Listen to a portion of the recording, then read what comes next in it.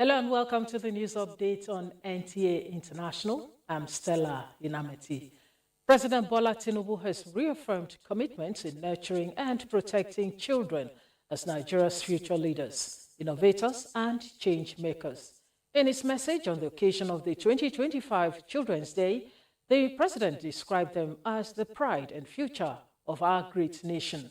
Speaking on the theme of this year's celebration, Stand Up, Speak Up, Building a Bullying-Free Generation, the president promised to entrench a culture where every child feels safe, respected, and heard, both in physical spaces and digital communities.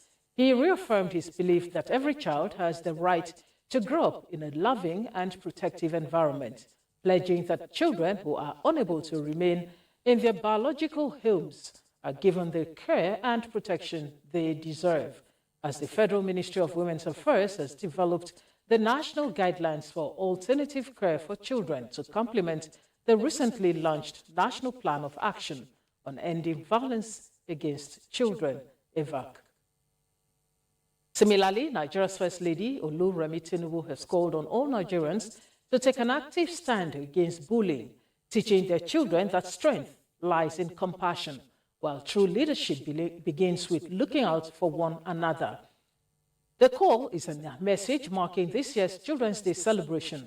She says the theme of this day, Stand Up, Building a Bullying-Free Generation, speaks to our shared responsibility to protect and empower the young hearts and minds who represent the promise of Nigeria's future, harping on the need for every child to grow up in an environment that is safe, supportive, and free from fear.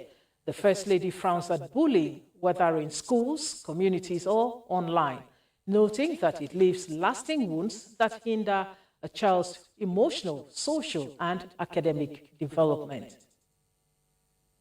President Bola Tinubu has halted the ongoing sealing of properties in default of ground rent payment in the FCT, granting a 14-day grace period to settle outstanding obligations and to regularize their documents. FCT Director of Land Administration, Chijoke Nwankwo Eze, announced this while briefing the media in Abuja.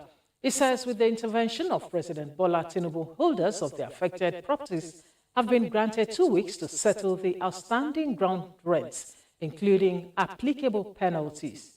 This includes paying a penalty of 5 million naira for property owners in the central area, in addition to the ground rent owed.